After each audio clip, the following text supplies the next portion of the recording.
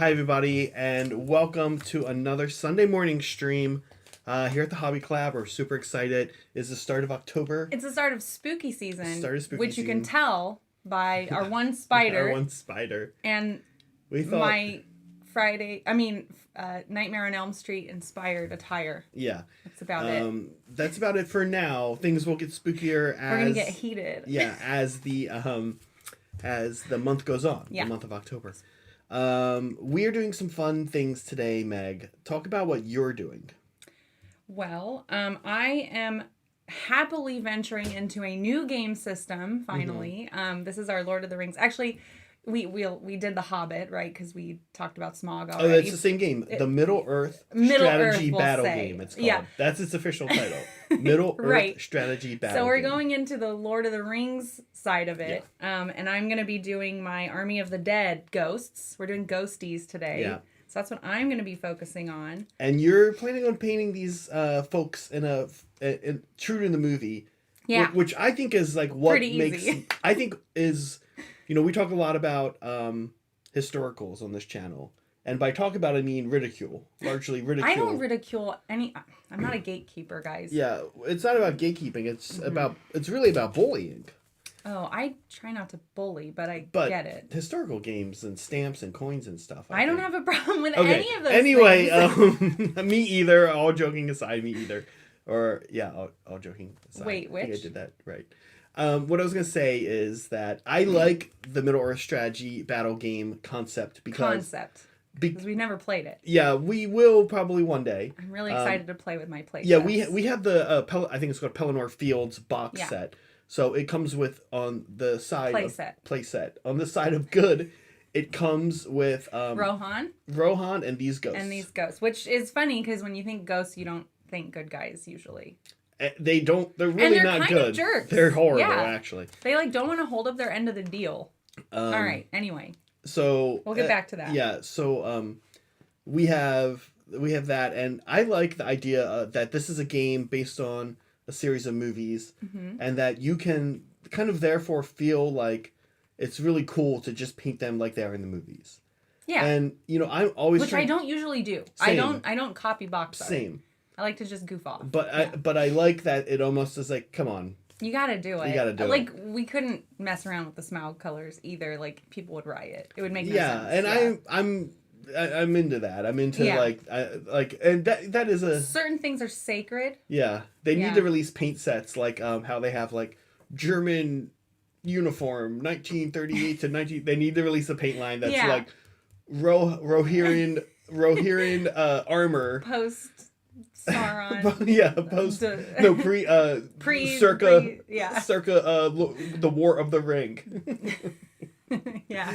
Yeah, this is what the Rohirrim wore during this battle, and here's the color. All right. Well, anyways, should we go through what I'm doing with my ghost today? Sure. What I'm inspired by. Yeah. I don't know what button it is, though. You did the setup. All right. It's the inspired by button. So I am going to be following this amazing tutorial. It's a great tutorial. That's the first thing I want to say about Brushstroke 77's tutorials, that it's so thorough. I appreciated this so much. The introduction slide tells you what paints to use. It gives you a little picture, like what brushes are used. It's adorable. Perfect. Like, go check out Brushstroke 77. Great paint jobs all around, but also like tutorials are top notch on Instagram. So all of my ghosts are primed white, and Saray, I did a gloss varnish. I did not cheap out on this. Yeah, time-wise. So primer, and then it's a shading with, what is it, Beal Tan Green. This is one thing I love about this tutorial. It's like very easy, right? These are ghosts. They're translucent. They don't have like color to them. Mm-hmm. So this should be theoretically very easy. Yeah. So shading one is Beal Tan Green, thinned down 6:1 with, what is this stuff called? It's a medium. I've never actually used it. Lamian medium. Yeah. Technical paint from Citadel. Yeah. It's the same thing. I'm made to understand that it's the same as your Beal Tan Green over there without any pigments in it. Yeah. I mean, I assumed so, right? Okay, and then it's a dry brush of Ulthuan Gray. Mm-hmm. And That's then like a really cool white, yeah, basically. almost white, right. And then again with shading, but this time it is 4-1 with the medium. And then one last dry brush at the top edges. And then this is cool. So of course I'm a crafty person, so I have this stuff just sitting around, right? But this is like fluff from the inside of stuffed animals, or whatever it is you're sewing. And this is gonna be the bases. Yeah. Yeah. Which is great. So, I think that this tutorial is amazing, and it's kind of shocking how few colors are. Oh, I know. Are I'm so excited. in I'm like, this. where's Rudy? Here you go. These are my colors for today. Right. That's all I'm using. Right. I like it. Yeah. So that's what you're up to. That's what I'm up to. What I'm up to. Yeah. Yes. Yeah. So what I'm up to today is. Yours is exciting. Thanks, Meg. I think yours is exciting too. Wow. What I'm up to today is painting some ghosts as well. I took this as an opportunity to start much earlier than I really wanted to. Our Nighthaunt army, which we eventually want to have. And I'm actually quite excited about this army, I have to say. The more I started painting and the more I thought about what I was going to do, the more I looked at the book and kind of built up an initial list. And so what I've wanted to do for some time is do a Dias de los Muertos themed, Day of the Dead themed Nighthaunt army, because I'd like to do Quicksilver Dead. I'm actually going to hit that one. Yeah. I'd like to do Quicksilver Dead, and these are Dreadscythe Harridans, which are what is really good in Quicksilver Dead. Each Nighthaunt, two of the Nighthaunt processions are focused on one unit. Quicksilver Dead is focused on these Dreadscythe Harridans. And they have these flowers in their hair, and they have this like very prominent skull face. So I wanted to do them kind of in the Day of the Dead theme. From this angle, not sure if you guys can see her face. I'll show you more a little later in the stream.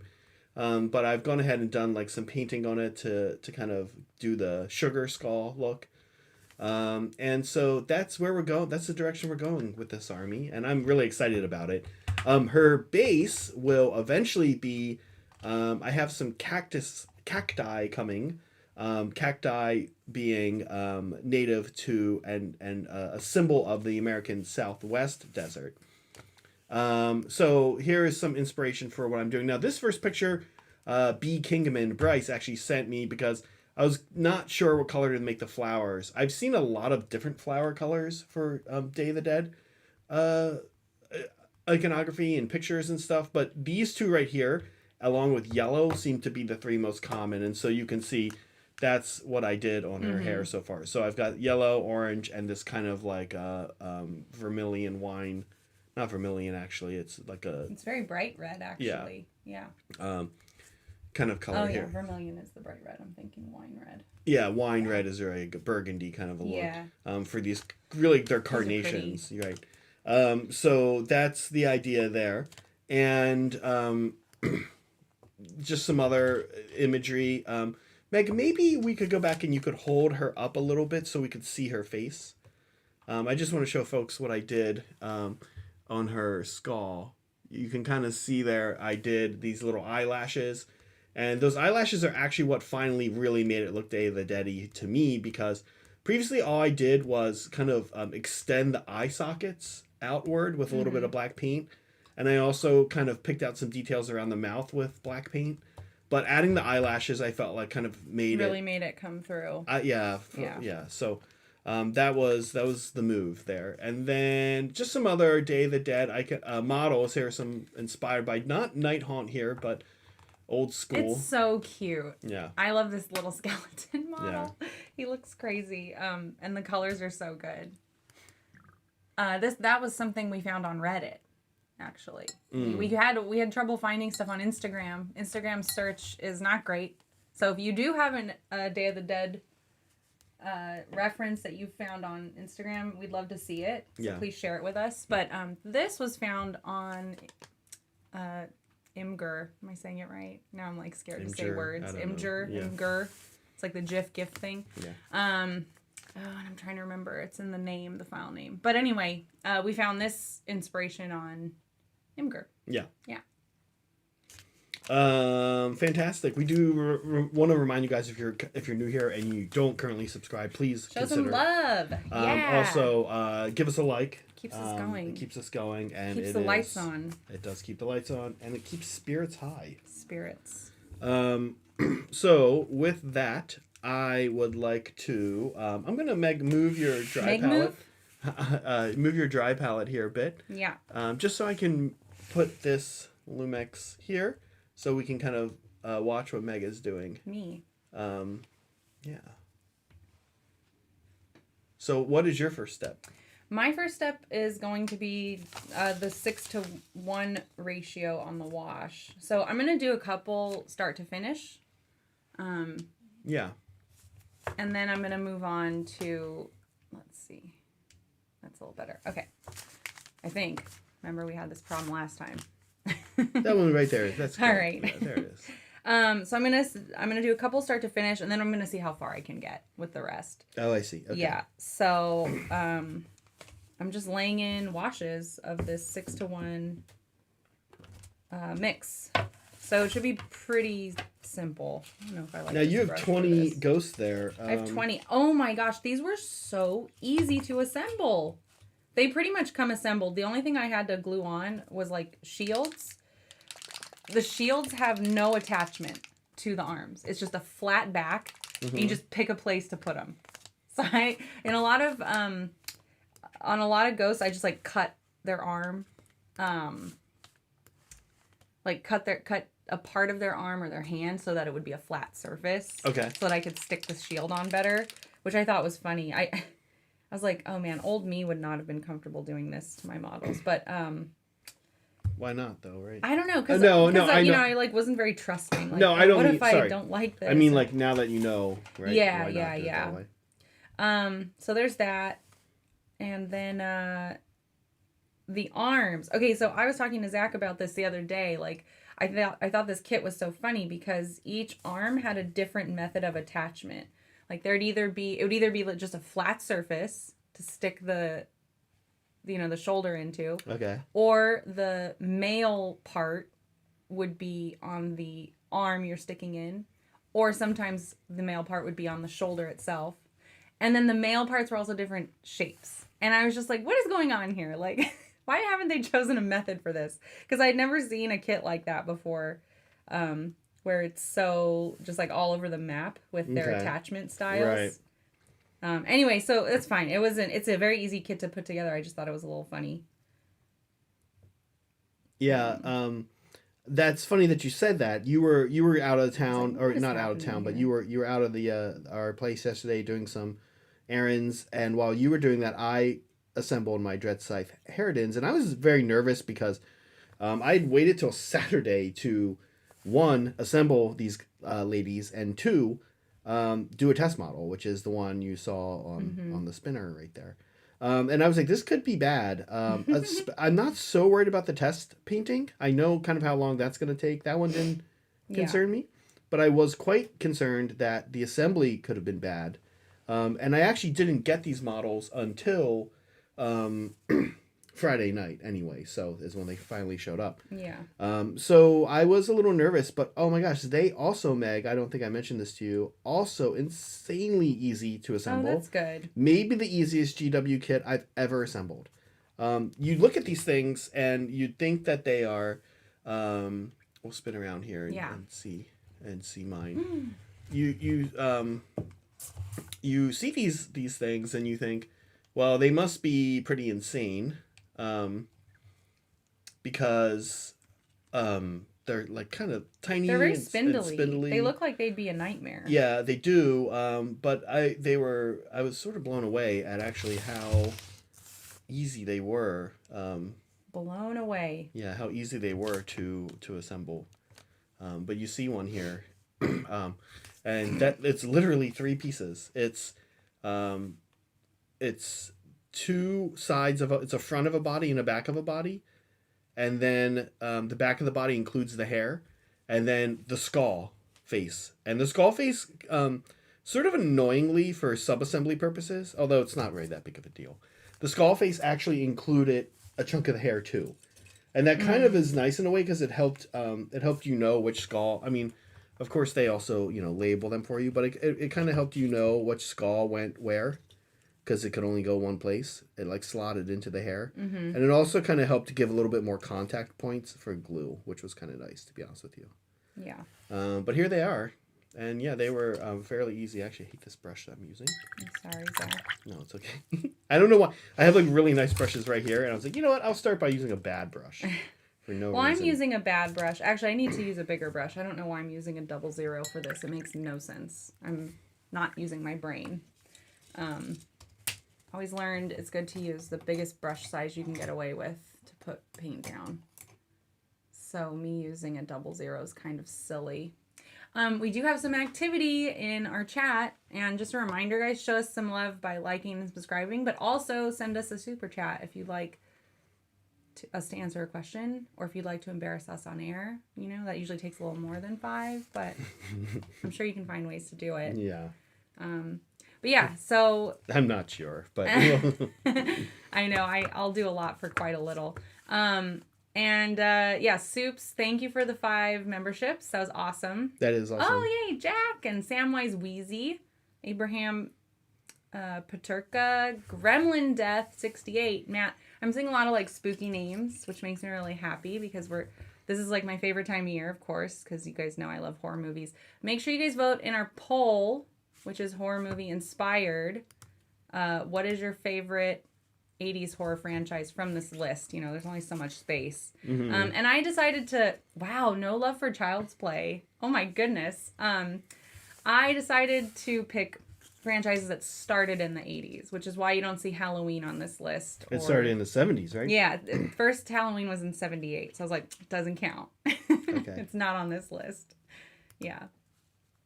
And let us know in the chat what franchises you wish we had on this list. And we'll probably do the end of that poll in, I don't know, like half an hour? Yeah, something like that. I don't know. We'll figure it out. But yeah.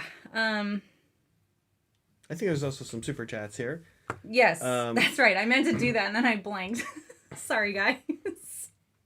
Oh. Soups says... What's this about? Oh, yeah, we can like people's super chats. Well, why wouldn't we like all the super chats? I know. That's silly. I know. Let's just not like any of them, Yeah. so that way everyone's treated equally and we can do less work. And we can do less. I know. We love all of your It super popped up. chats. It popped up. It popped up during Journeys on Friday. Did it? And I was like, oh. Thanks, YouTube, for more work. Yeah. Yeah, YouTube's been making some Just changes, kidding. which actually, you know what? No, folks, it's not bad. you know what, folks? I need to actually say something to those of you currently watching. Uh-oh. And we'll probably make a post And about we will this. get to our super chat. Yeah, super sorry. We'll make a post about this in a bit, but YouTube used to make it optional for us, the streamers, to have ads in the middle of a stream or not. And for the longest time, of course, We're like, nope, we selected we're no, good. no ads suddenly showing up in the middle of the stream. That'd be so obnoxious. That is obnoxious. Yeah. Right. Well, yeah. If you don't have an ad blocker. Because now that will happen, and that is not a setting we turned on. Mm-hmm. It was a setting that we were able to turn on for the past couple years. I think very few streamers have done that. I don't know of anyone in the 40K sphere, in the wargaming sphere. Well, it just makes people want to leave, that right? has 'Cause done they don't that. like commercials. Yeah, right. So now, just so you're aware, you and we're trying out different settings. Previously, I tried a setting where I kind of go through and select everything, and tried to minimize how many ads would show up while you guys are watching. Today, I'm trying to just let YouTube do it, but YouTube had 3 categories. They were like, show very few ads, and they're like, just so you know, you'll get less revenue. That's their voice. They're like, show balanced, and like, this is what we recommend. And then the last one was aggressively show ads. So of course I picked aggressively show ads. No, I'm just kidding. I picked the one, No. the low one. Now I want to actually give you guys a little bit of insight in case you don't have a YouTube channel and know how YouTube ad revenue works, because it is a little interesting. Basically, to give you a window into the amount of ad revenue a YouTube channel makes. We're a small channel. We have a lot of members, which is awesome. And I don't want to say the exact amount our channel made last month, but I will tell you that we made $18 from ad revenue. Which actually that sounds pretty good. Kind of good. I mean, believe it or it's not. funny. It's but a funny it is a pathetic amount of but money. It would buy 2 pots it's of not Citadel gonna paint. keep the lights on. We'll Right. say. So ad revenue is silly. Which is fine. So no streamer on YouTube is going to be incentivized at all to bump up their revenue unless they are a huge channel, absolutely huge, because I think the risk of turning people off from wanting to be in a stream, maybe from super chatting, is way more than this is being sold to us, the streamers, as you'll get more ad revenue now. But we're talking about like pennies. Probably over the course of the stream. Pennies, and then you're like annoying your fans. Right. Which I'm not into, but we can't control it. Over the course of the stream, maybe $1 more. Yeah. Yeah. It's not much. So if you're getting ads, we apologize. Just know 2 things. And they're both bad. One's good. We didn't want to do this. We're being forced to do it. And 2, get used to it, because anything you now watch on YouTube does this. And by the way, for what it's worth, YouTube is just copying what Twitch started to do. So, shocker. This is, well, anyway, yeah. Let's move on. This is a sad topic. It is. However, Megan, I thought it was important to address our fans why they might suddenly start getting ads. I agree. Because for a long time, it was an option you could do, and it is a little bit of a slap in the face for viewers. Not an option, yeah. Okay, well, back to the super chats. Soups, carnations. Come on, you're not fooling anyone, guys. Those are clearly Deathodils. Deathodils. How's that pun? What do you think of that pun? It's reaching, but it's reaching. But I you know what? Honestly, says Soups, but we appreciate it anyway. I like the effort. I always like your puns. Yeah, I like it too. It is reaching, but I like it, and I think that's also that's good. Like if he was only bad at puns, then we'd be like, oh, okay, dude. But since he's mostly good at puns, the reachings are kind of they're kind of cute. That's like a pun I could come up with. You can do better, Soups. This is true. All right, I don't like this root beer that you bought. I decided, tastes like diet root beer. Yeah. Okay. Not great. All right, and Nick Garcia, what are your Halloween costume ideas? Yay! I love these questions. So Zach and I actually stack our Halloween costume concepts. So we have a running list that goes all the way to 20 something. I don't know, 20, 28 or whatever. And we take turns picking costumes each year. And last year was Barbie, which Zach got to pick. Well, we kind of did I? Yeah, you wanted Barbie. Well, one of the things we wanted to do is we wanted to hurry up and do that costume before this year happened. Right, because we were like, everyone's going to be Barbie. Yeah, and we actually got, we had the costumes that somebody made, right, that were exact replicas. I got them on Etsy. Yeah, exactly like the movie. And she only made one, the rollerblading costumes, yeah. That was cool. Anyway, that was last year. That was really cool. This year, what I had originally wanted to do was Dan Marino and a football. I would be Dan Marino, of course.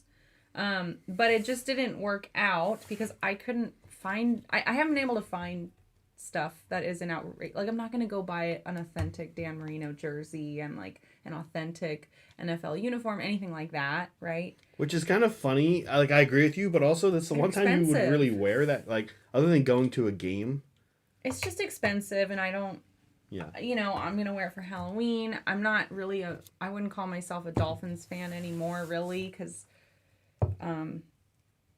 I like the Ravens now because I'm married to you, and you you're from Baltimore. I don't care that much, I just like football. Same. So I just didn't want to spend the money on that. So instead, I've told you guys before how obsessed I am with I Think You Should Leave, which is a, what is it called? Sketch comedy on Netflix by Tim Robinson. I can't get enough. And so I'm going to, Zach and I are going to dress up as one of the sketches. So I'll be Tim Robinson and he'll be a side character. Yeah. And we'll reveal it when we wear our costumes. Halloween is not on a Wednesday or a Sunday. It's a Monday, right? I think it's a Tuesday. Tuesday. Ugh, that's so annoying. We do nothing on Tuesday. Because Wednesday is Day of the Dead. Oh, maybe. Yeah. Maybe we'll You want me to shush? You want me to not reveal that Wednesday is? No, I didn't say shush. Okay. Sorry, I was thinking.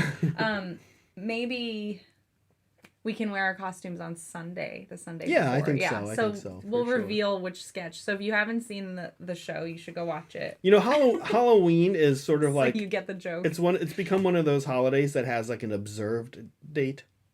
You know what I mean? Mm-hmm. Like and an actual date, and the observed is for adults anyway. Pretty much the Saturday closest to Halloween. Yeah. Right. So it's become really a weekend holiday. Gotta go out. Yeah. I think previously, when people had more kids and adults didn't do fun things as they aged, it wasn't such an adult holiday, but now it kind of is. All right, so thank you for those super chats. Yeah. It looks like somebody... There's some kids in memberships too. We got Soups for that. Thank you, Soups. Ted, we know this guy. And there's some like sniping happening, so I don't know who they're trying to get. I think... Oh yeah, Tim Shazer. They're trying to get Tim. Okay, good luck to you guys, Soups and Polly and Zell Nasty and Captain Mannerings, all trying to snipe Tim. Good job. Keep going. You'll get him eventually. But yeah, Ted wants to know, what are your favorite ghosts or spirits in a movie, either design or how they were used in the story? So we actually have a whole segment on this, which we'll definitely answer this in detail. Yeah. So I think we should just hold it. We'll hold it. We'll come hold back. It, Ted. But we've definitely got an answer for you on this one, and it'll take a good 10 or so minutes. Yeah. And Polly says, if you don't like this super chat, you hate chat. Oh, we have to heart it then, he's saying. Oh, right. Okay, we'll heart his. Nobody else's, though. There we go. Polly's. We don't hate chat. You got us. Yeah. Okay, so folks, what I'm doing right now, so you guys can kind of see here. Move this a little closer. Yeah. Down and that way. There we go. What I'm doing right now is I am cleaning up. So I'll talk about how I got the Dreadscythe Harridans to where they are right here. Ooh, that was a mistake. What's going on there? Anyway, what I did so far is I primed them black. Then I did a super aggressive Zenithal highlight of white primer over top of them, kind of like this direction. And then I hit all of them with Soulblight Gray through an airbrush. That's the contrast. It's actually like a weird, it's a shade. It's like the lightest shade they make. It's like for shading white. And I really like the way that the contrast, the Soulblight Gray turned the black. You see what it did here to the black underneath of them? It turned it this like milky kind of look, and I really like that. And then also after I did that, I then went back over the top part with a layer of titanium, AK titanium white ink airbrushing to sort of just undo a little bit of that streaky look you can get when you airbrush a wash, which I think worked out well. So you can kind of see the fade on her cloak from white down to gray. And now what I'm doing is to light gray, really, because I want this to very much be a model that you look at and say that's the color of that model is white, right? And so now what I'm doing is one, I'm taking this opportunity to bring up the value on the skull, and two, just put a little bit of interesting, edge highlights here on some of like the cloak, like the part of the cloak that's starting to like disappear, and the sleeves. So just like picking out a few little details where I can take a nice pure. This is actually this white that I'm using here is Monument Hobbies titanium white. It's thicker than the AK ink, a little more opaque, and so that's it. That's where I'm at right now, just bringing out these little details. Okay. Yeah. Should we zoom in on what you're up to, Meg? We can. I'm wondering if we should either end the poll or do our ghost segment to answer Ted's question. Yeah, let's do our I'm gonna get a nice view here on what you're up to. Okay. But let's go ahead and do this segment first, I think. All right, we'll do that. Yeah. Okay. So So that means you guys still have time to vote in our very important poll. You do, yeah. Here we go. So Meg, you're up first. Talk about your favorite. So we're talking ghosts. about our favorite ghosts. Okay. So it came up like this because of alphabetical reasons, but yeah, Beetlejuice is probably my number one ghost. I'm actually not a ghost person. You're not. Ghost movies I'm are more not. into, yeah. Yeah, they're not my favorite horror movies. I like them, but Excuse me, everyone. I like other genres of horror better. But anyway, Beetlejuice is like the man, and they're coming out with Beetlejuice 2 next September 6th, the day before my birthday, which I'm actually really excited about. A lot of times these sequels that they revive are not going to be good, but a lot of the original cast is there. It's Michael Keaton, it's got a good Catherine cast. O'Hara, Winona Ryder. Yeah. And then they have what's her name? Jennifer Ortega is going to be in it. Yeah. And then Willem Dafoe joined the cast, and Justin Theroux. Like, hello, it's going to be so good. Tim Burton's doing the directing. I'm pretty excited. I love Beetlejuice. He's gross and hilarious. And I love the world building in that movie. Like, the way they treat the afterlife is just not what you're used to. Like, there's no idea of heaven or hell. It's just like, nope, you're just in this horrible limbo, right? And like stuck in the place that you died.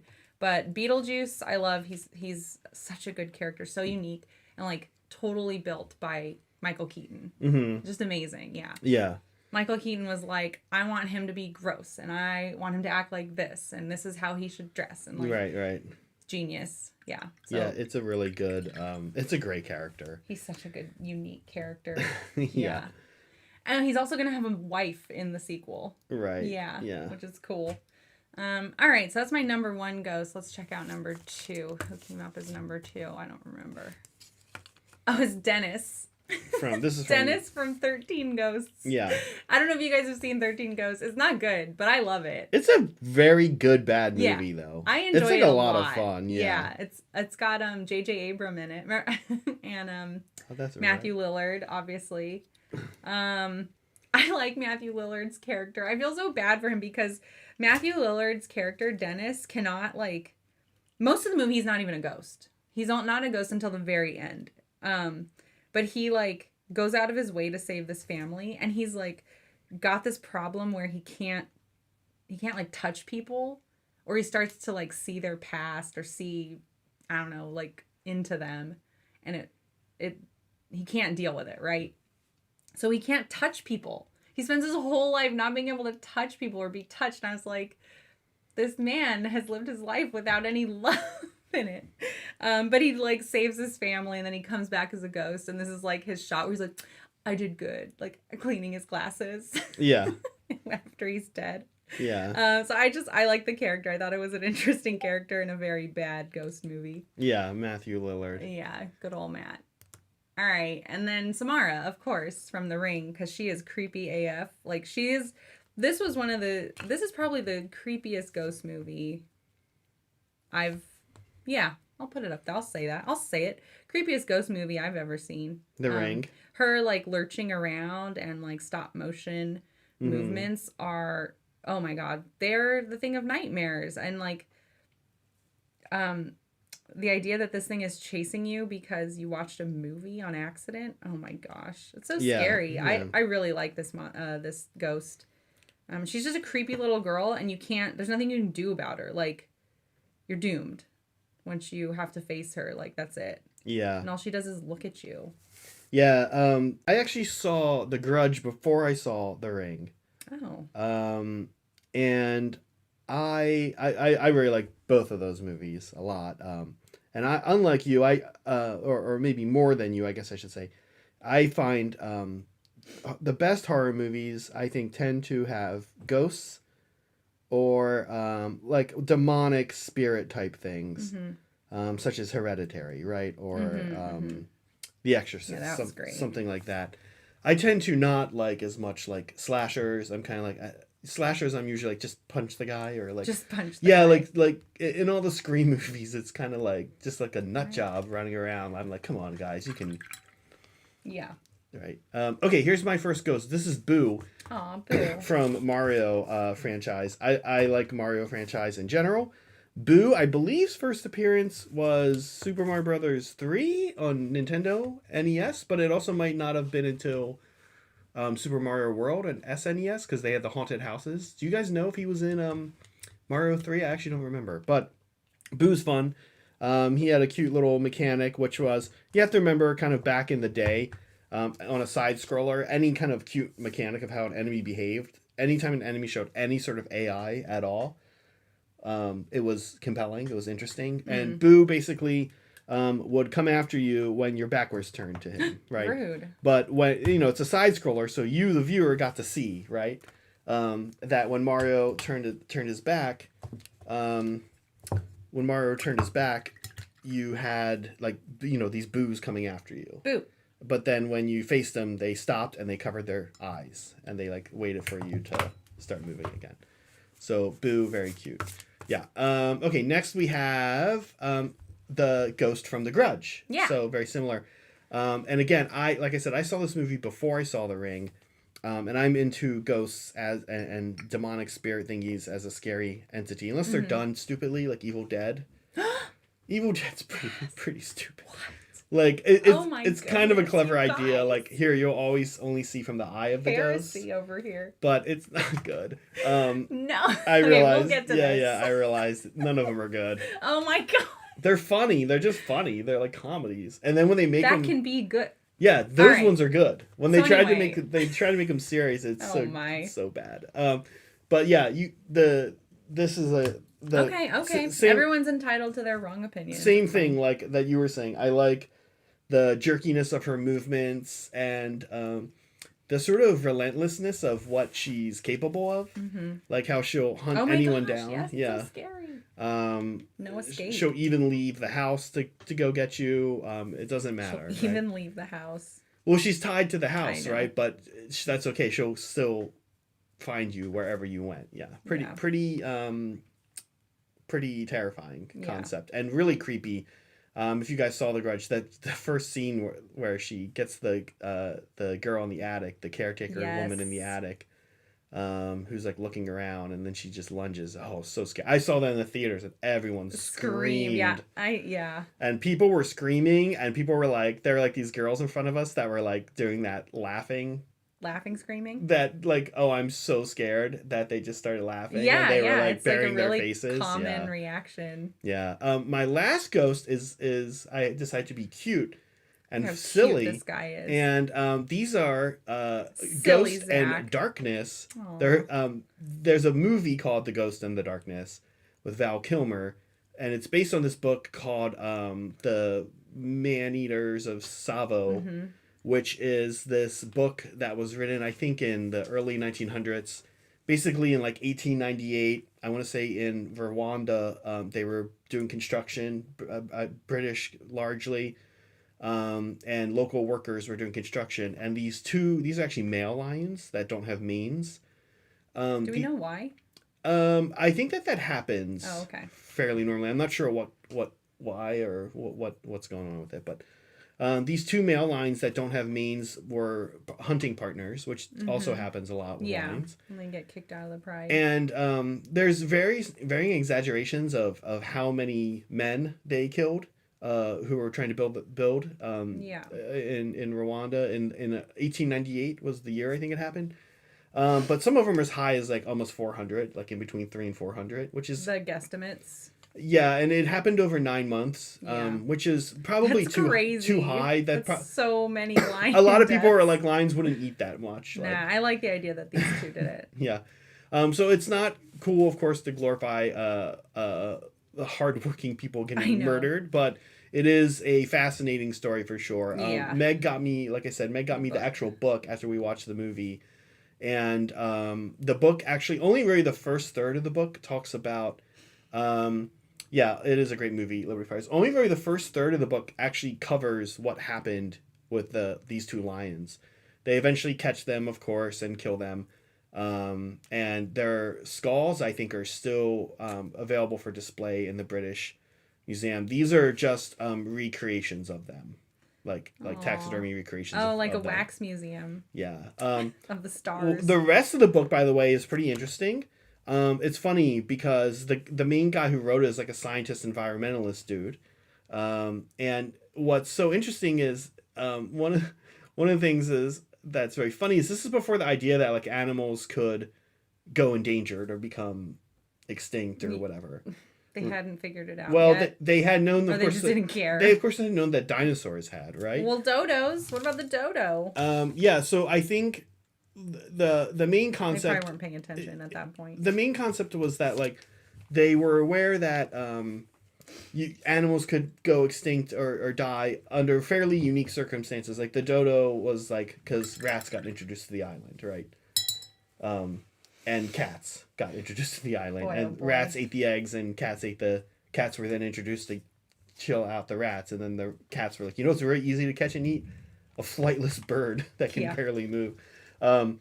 So that kind of happened. But one of the things that's shocking in the book when you're reading it is he's a scientist, he's an environmentalist guy, but to get specimens, of course, he shoots them, right? Yeah. Constantly. He's They like, had to do all that. He'll be like, oh my gosh, this animal is so beautiful. And then Like he'll see a bam. gazelle. He's like, and then he shot it. And then he talks about, I remember he talking about how he couldn't shoot a giraffe. Like he did have the awareness that there was like kind of a depravity to like, I need a specimen, so I'm gonna have to shoot one.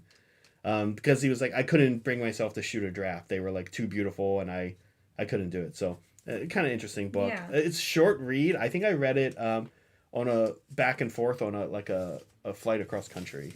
Yeah, it's a good book. Well, that was a good last ghost, although a bit out of.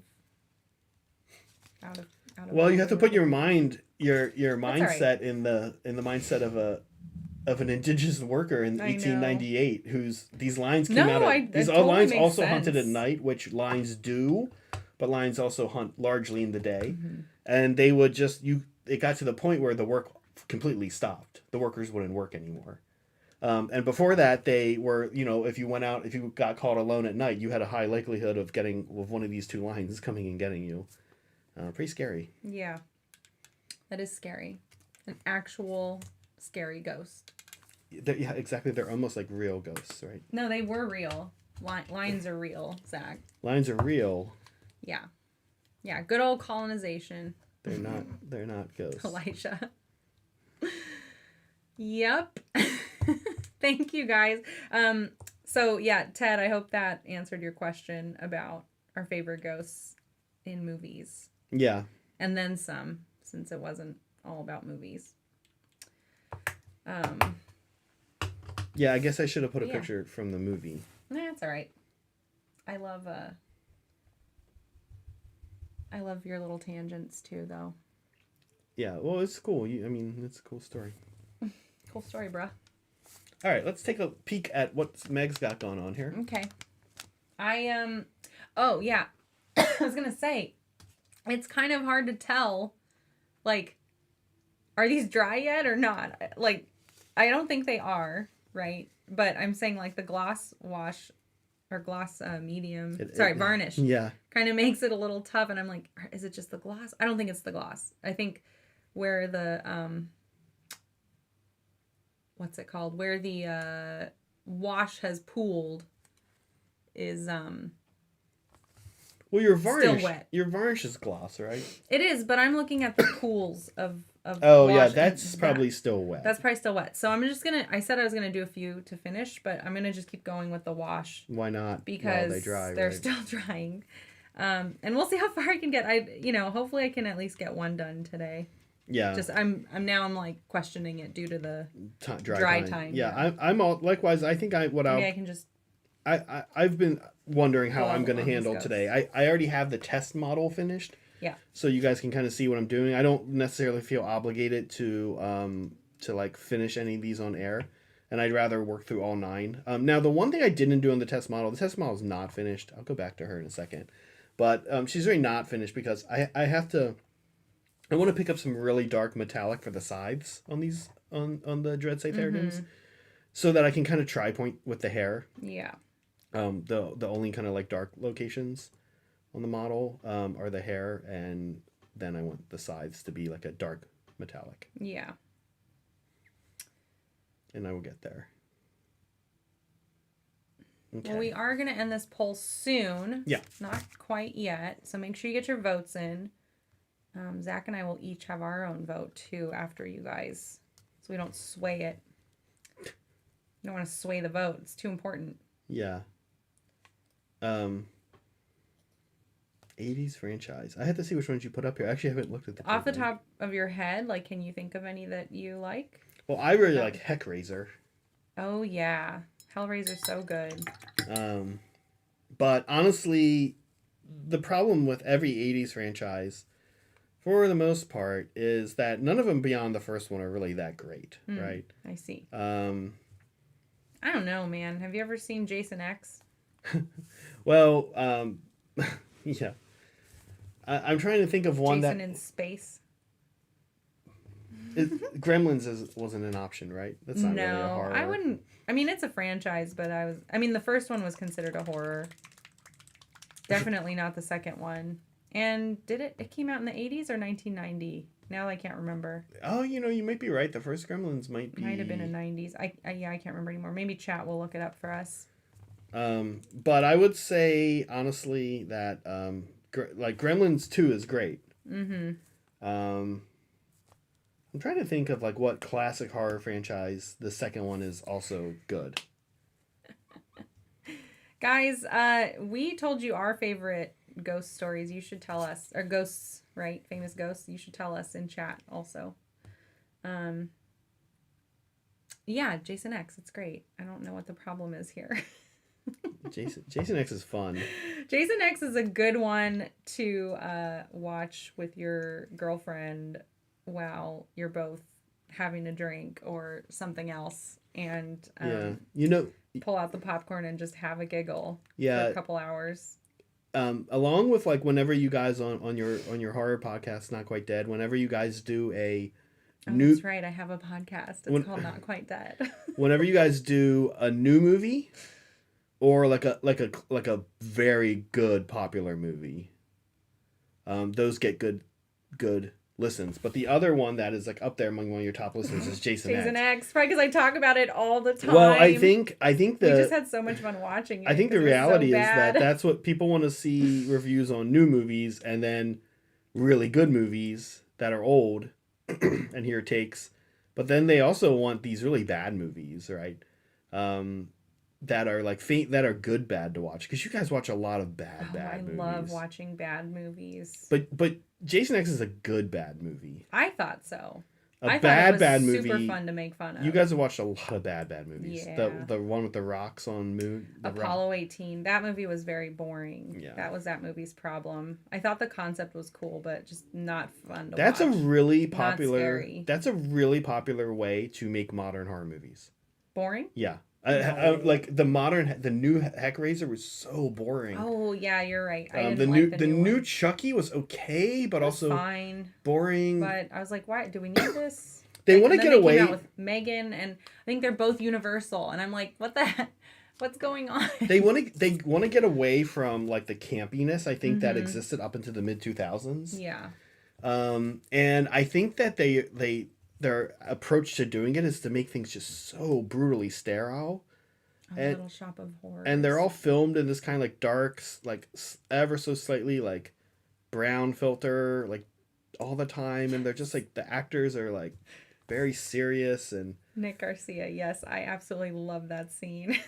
It's hilarious. Oh yeah. Yeah. Little Shop of Horrors, Lost Boys. Oh, those are great. Yeah. I just saw Lost Boys for the first time like a couple years ago. Lost Boys is good. It feels like pretty good. Barely a horror movie, huh? It's almost like a. It's a little bit of a comedy. It's like that unique Yeah. I think of it as like there's like this unique 80s genre that I think like Spielberg did well, which is like Goonies and E.T. There's like this. It's like a adventure almost. Mm-hmm. Yeah, that's it's like good way to put it. A suburban adventure, I think Suburban adventure. I think that's the name of the genre, right? And that genre like is not that popular anymore, but like that's kind of how I think of it. Let's see. Lost Boys is like a little bit of a darker suburban adventure compared to E.T. or something, or E.T. Goonies, or Monster Squad. Monster Squad. Oh my gosh, has anybody out there even seen Monster Squad? I feel like I'm the only person in the world who has seen it. Doesn't hold up, as it turns out. No, it did not. I would say it's less appropriate for children than Ren and Stimpy. I'm gonna go out and say it. Mac and Me. There's like Mac and Me is definitely okay for children. No, I know. I'm saying it's another adventure. Yeah. Suburban adventure. Yeah. Yeah. Anyway. Which I only know because of MST3K. Yeah, I watched Mac and Me growing up as a kid, yeah. And I liked it as a kid. It was so great to see it on MST3K. Have them making fun of it. It was so good. Yeah. It was so funny. It was a good episode. Thanks, Polly. It says, we know you don't play computer games, but have you ever played a horror game? I find it makes the terror 10 times worse. I used to watch my boyfriend play Resident Evil when Resident Evil 2 came out on PlayStation. And I couldn't play. Like, I am terrible with a joystick. Oh, whoops. You guys have been trying to watch me paint. I'm not even in frame. I'm sorry. This is all Zach's fault. Why? It's not. I mean, I can just pilot this instead of painting my own models, I guess. I know. No, it's fine. What were we talking about? What was the question? Oh, horror. Yeah. Okay. So Resident Evil 2, I tried playing it, and I'm terrible with a controller. Even when I'm not under stress. And so I was just like, I can't play this game, but I really want to see this game because it looked very scary. And it was scary. I loved Resident Evil 2 because it had all these really disorienting camera changes. Like you'd be going and going, and then all of a sudden you'd be in another room, and now you're looking at yourself from a totally different perspective. And like, it was just jarring to try to adjust the controllers for myself, even though I don't think they change. It's just that it looks different. The camera angle. The camera angle throws me off. And that was like a whole other element of terror added to the mix, right? Like, oh my God, now you're also disoriented on top of being chased by zombies and monsters. It's clever, right? And that was the last time I watched, horror game. But my new boyfriend, Vino, I was watching Vino play a couple months ago because he was playing all the Resident Evil remakes. And he's a screamer too. And it was fun. It was fun to rewatch those. To watch the other ones and rewatch Resident Evil 2 for a bit. During the pandemic, like late pandemic, we picked up an Xbox, an original Xbox, because we're not gamers. Because we're not gamers, and I didn't care, and I didn't care about playing new games. I just wanted to relive a little bit of my childhood and play through, and Meg and I wanted to play through Halo together, and so we did that. But then I was, I should pick up a couple games. Why not? And like Outlaw Golf. Yeah, they were also cheap, and one of the ones that I got was Doom 3, I want to say. And so I played Doom 3. Yeah, I was about to say the latest Doom, but I know that it's definitely not the latest Doom by any stretch of the imagination. So I did play that, and that I think counts as a horror. Yeah, that was scary. Doom, is it Doom or Halo, the one where like all of a sudden everything changes and like monsters start coming that's after Halo you? with the flood. Okay. Yes, I screamed. Yeah. I screamed so loud when that happened. I didn't like tell her that was gonna happen. No, it was good. I wasn't like, hey Meg. I would have been sad if you had I was like, hey Meg, just so you know, there's a big surprise. Yeah. And I really like that about that game. I love basically the genre changes. Yeah. Right. And I wish that movie Sunshine, where all of a sudden it's a monster movie at the end. Sorry, go ahead. Yeah, I wish more. I wish more sci-fi horror did that in that kind of interesting way, right? Like I think Alien does that. Mm-hmm. Yes. And that's sort of my gripe whenever people start talking about how cool Aliens is, the second one, compared, or I kind of feel like, well, they took sci-fi horror and turned it into really sci-fi action, right? Yeah, which is not what I was there for. Right. So I was like, I don't like this movie. And there was a person in here. Soil50. Yes, I grew up watching. The Gate was like my first horror movie that I watched with my dad. I loved it. Oh, you do like The Gate. Love The Gate. Yeah. It's a great PG-13 horror movie. Yeah, The Gate is pretty cool. Of course, Exorcist is cool. You've been bad. I mean, I really think that Paranormal Activity is amazing. Oh, yeah.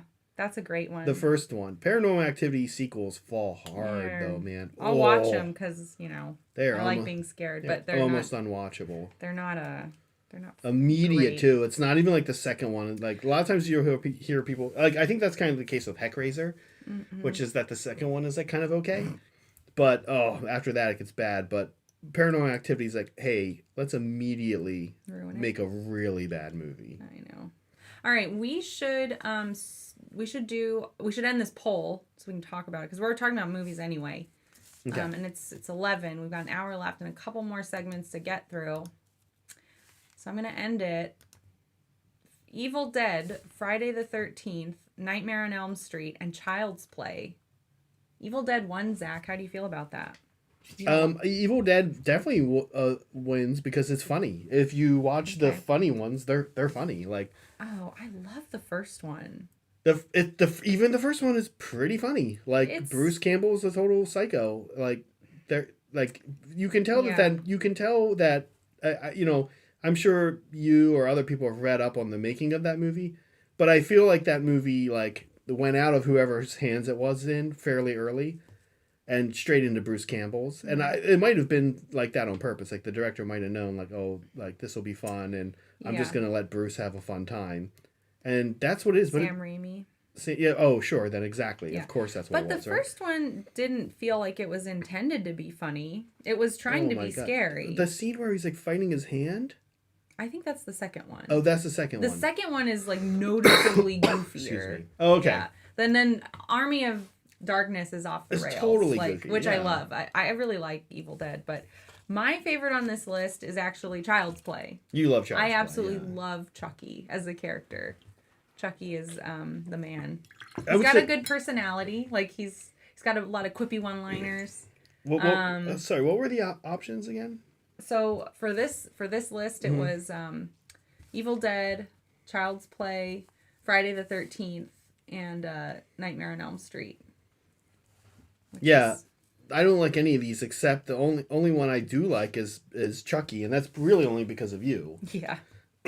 I've trained you now. The Chucky remake that had Aubrey Plaza in it that came out not too long ago. You liked it. It was okay. It was that was kind of how I felt. It had that formula I've been talking about where it's like, let's just go really sterile on this. Like Chucky was AI, right? Instead of a ghost. They wanted to like... That's true. That's another ghost. It's like if you let scientists make a movie, basically. That's the new way of making horror movies, is like have a scientist make the movie. I felt...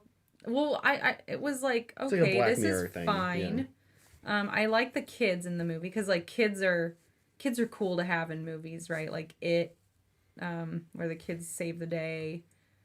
But I was like, this is weird because they're still doing stuff with this franchise. Like, there's actively a show on USA with, about Chucky. Like, why are they screwing with the IP in the middle of all this? They're still making sequels, right? Like, so I just thought it was weird. Yeah. I think you do it and you see if it bites, right? If you're like, oh, modern audiences appreciate this take on Chucky.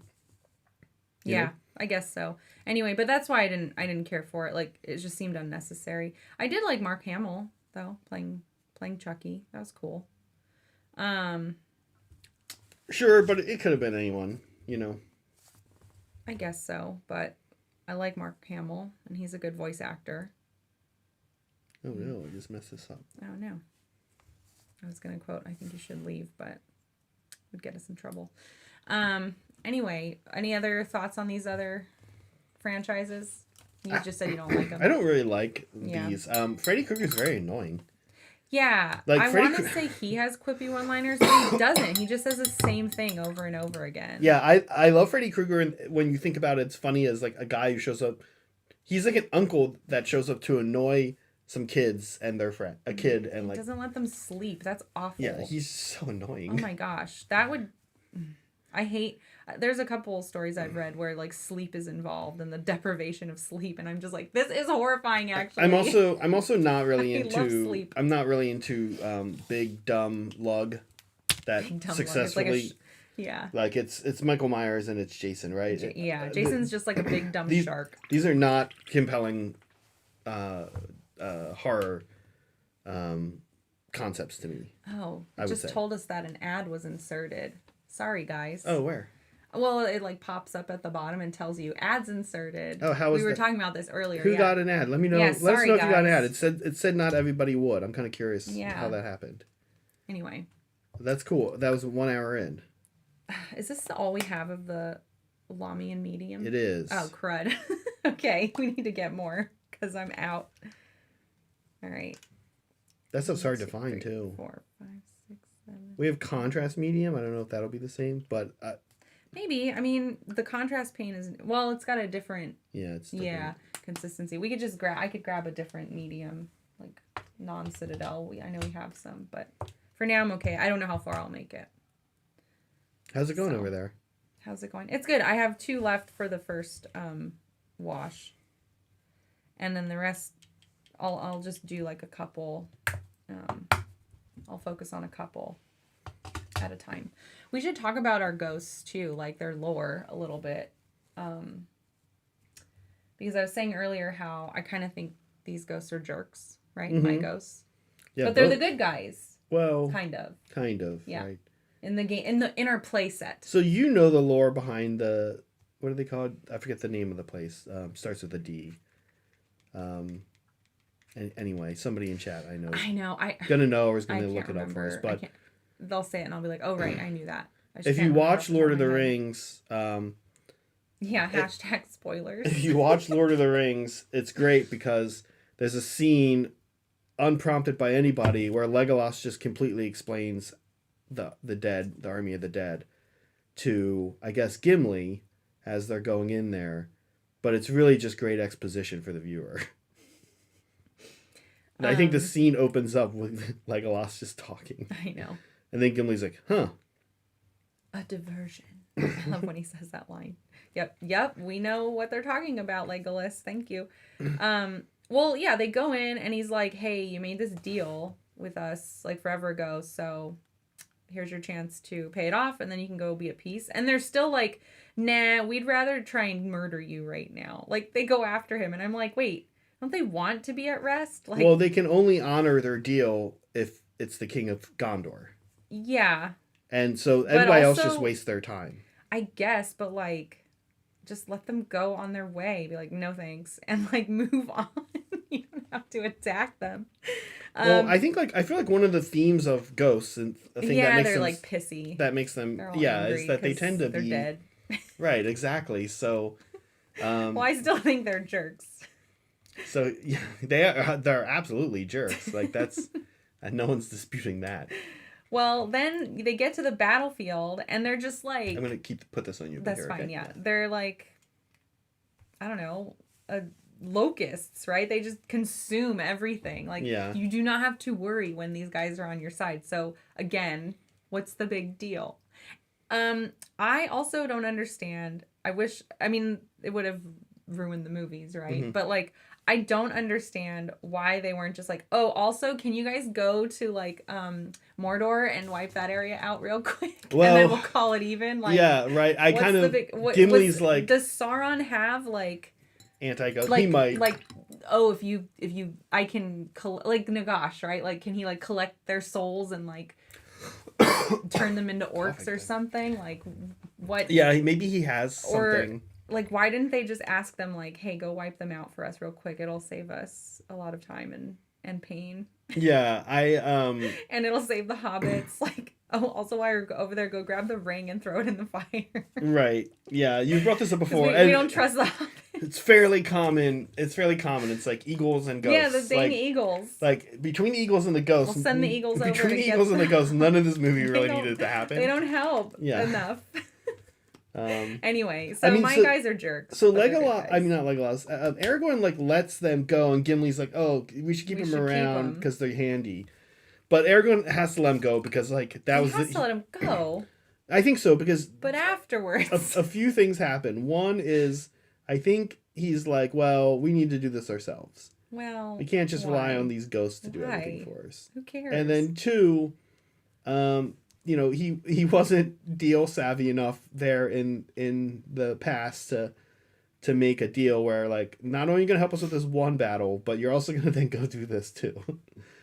So and maybe like in the book it's revealed that like we need to read what those. they're owed is one battle. They're supposed to show up and do one battle. Like the contract is very like specific. I mean that's kind of what it is. They were like supposed this is not in our contract. We are not going to Mordor. They're supposed to show up for a battle and they don't. Yeah. And like let's take it off of me because I'm now transitioning to something else. Got it. So you know, I guess I guess they're funny, but they're cool. Funny. And that part of the movie, that whole part of the movie is very cool, and it is sort of like important, I guess, you know, because it otherwise Aragorn is just like a guy fighting, which is important, but because he's the king of Gondor, he's able to like pretty much get the piece that lets them win, right? Which is this ghost army. Yeah. Which is super cool. That's cool. Okay, but your lore, your ghosts, I think are like, it's like the most tragic thing I've ever heard out of Sigmar. Yeah. I think their story is so sad. Specifically Dreadscythe Harridans? Yeah, like these like in general, right? People. In general, Nighthaunt are people who are criminals or had some kind of death, had some kind of something in life that, for whatever reason, Nagash feels that they need to be punished for, or sometimes not even. Like sometimes Nagash is just taking particular. Sure. Yeah. So in general, Nighthaunt are kind of a tragic army. For sure. It's the theme we just talked about, right? Where ghosts are not really happy to be ghosts. And they tend to have a particular hatred for people who aren't ghosts. Like whether it's jealousy or whatever, right? Mm-hmm. So I think the Dreadscythe Harridans are in their life healers. I think I've also in other lore seen them described as not just surgeons and healers, but also artisans of like people who built stuff and made stuff with their hands, sculptors, painters, stuff like that. And then to punish them, Nagash has removed their hands for eternity. So now they have these blades in place of their hands. And they still want to use them, so they just go and attack and murder people. Yeah, it's so sad. They're angry that they don't have hands, pretty much. I can't fathom. Like you and I, like we paint.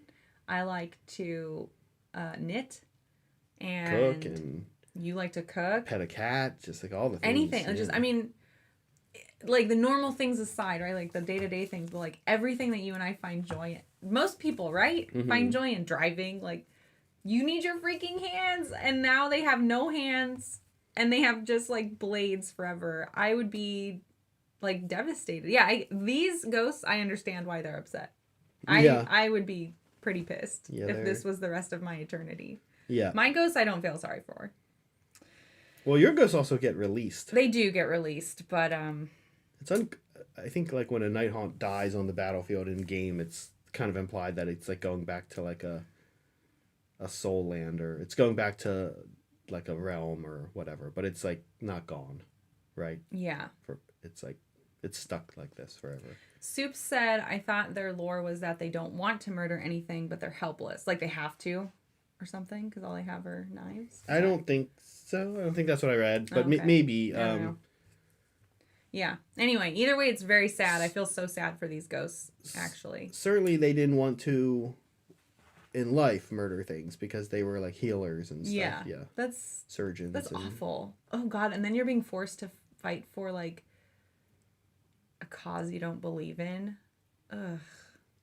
Yeah. Well, no, I think so, but that's the dichotomy of it all, right? Is that maybe they do now because they're so that's Soups. I'm not sure. I think that You're not going to convince me not to be sad about this. No, you should be, but Okay, Soups. where am I think the lore still says that they're like other Nighthaunt and that they're just ferocious and want to kill things now.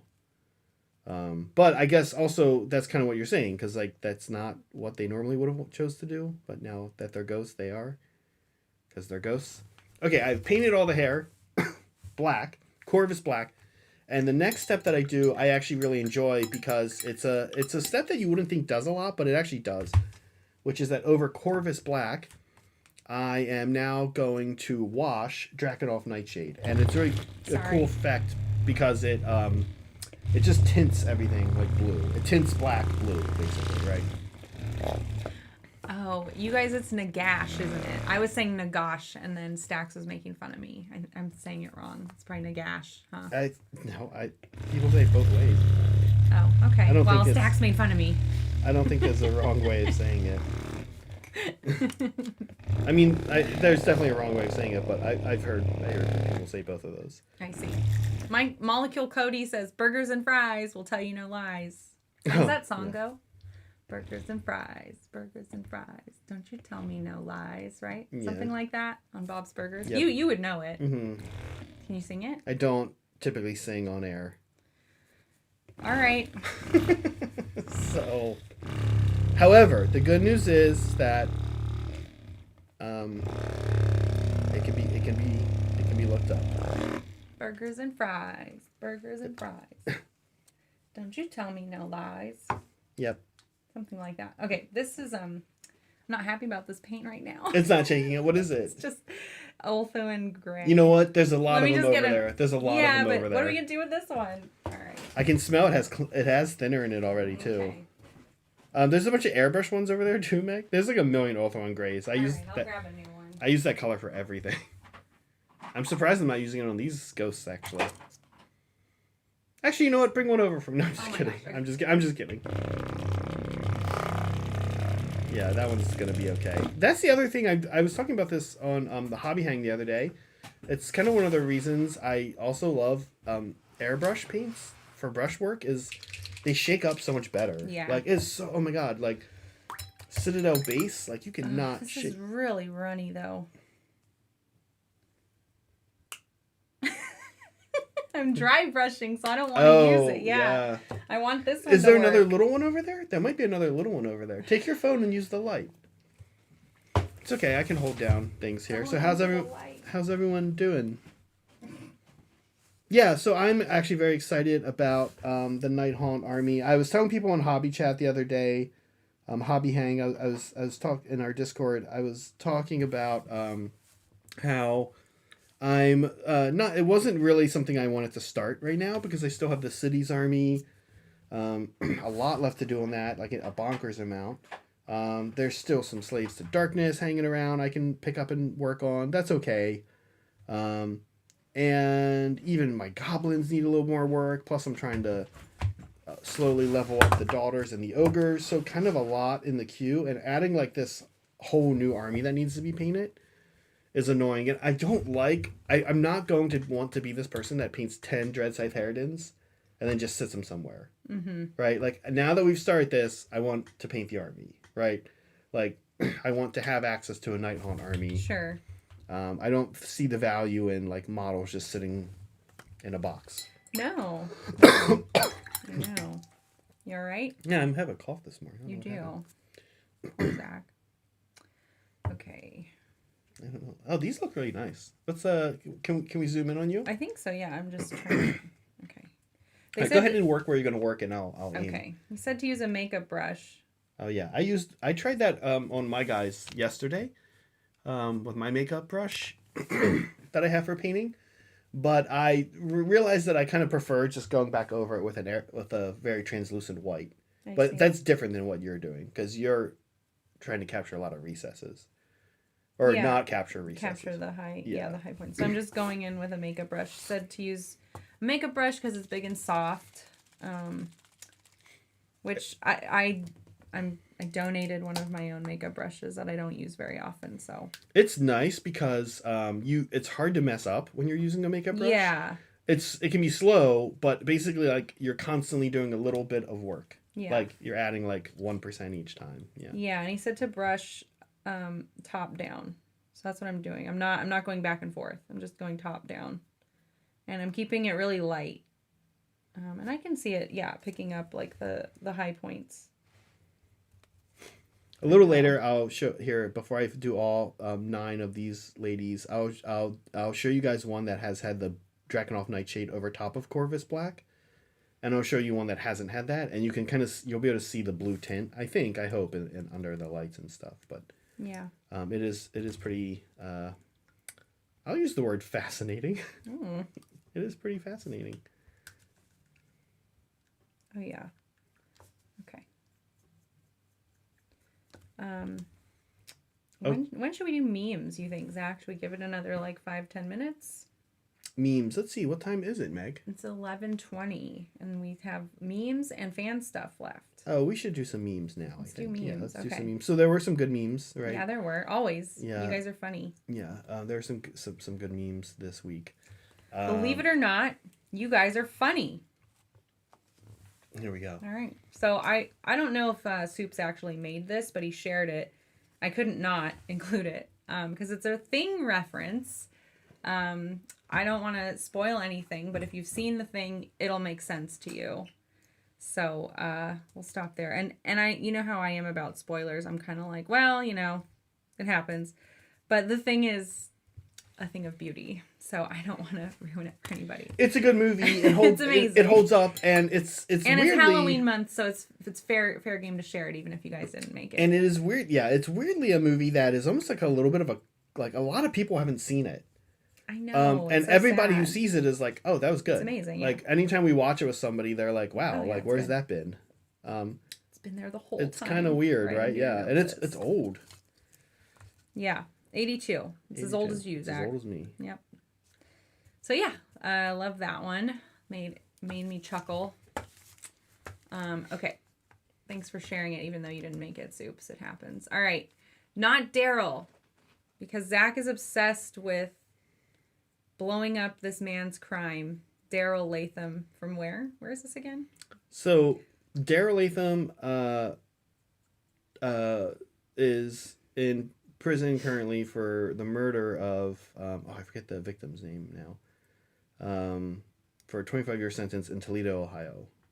Toledo, Ohio, right. Yeah. And so Zach is making sure everyone is clear when we reference Darren Latham, the artist, the miniature artist. Yeah, well, he's the We're lead not designer. talking about Games Workshop. Daryl Latham, the convicted murderer Yeah, in Toledo, Ohio. It's two different people. And so I thought this was funny. It shows up a lot on our channel for some reason. Now we're going to be associated with that Wait, why murder is it show case.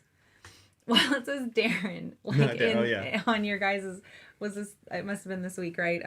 Mondays in the Mortal Realms, and Soups just specified it's not Daryl, which I thought was good. Yeah, not Daryl Latham. Not Daryl Latham, yeah. This is us. We're the A team. All together, we're the A team. We've been joking that Saray and Brett are the A team, and we're the B team. Yeah, Which I think is fair. I forget which. I think, Meg, your person does bombs, I think. I don't actually. I've never seen this show. Yeah. I know who they. I like know of it. I know Mr. T or whatever, but like that's it. Well, so they're like they each have a specialty.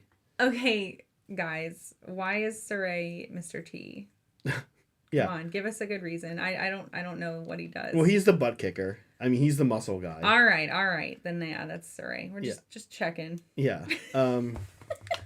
So, yeah, he's like the muscle. And who am I? I think the person can you am guys I help actually a girl? I don't actually. No. Okay. There's I didn't think there's so. no women There's on no the girls. 18. Okay. This is a 70s show. Yeah, come on, Meg. Yeah. Get with it. Yeah, no women. Mr. T's lucky he got a role probably at that point. I know what it is, Elijah. I just didn't watch it, so I don't know the characters. Yeah, really. Same, right? Yeah. Everybody knows Mr. T and knows he's the 70s, muscle. yeah. I think the guy that you are, Meg, is the explosives guy. Oh, nice. Do I have that right, people? Okay.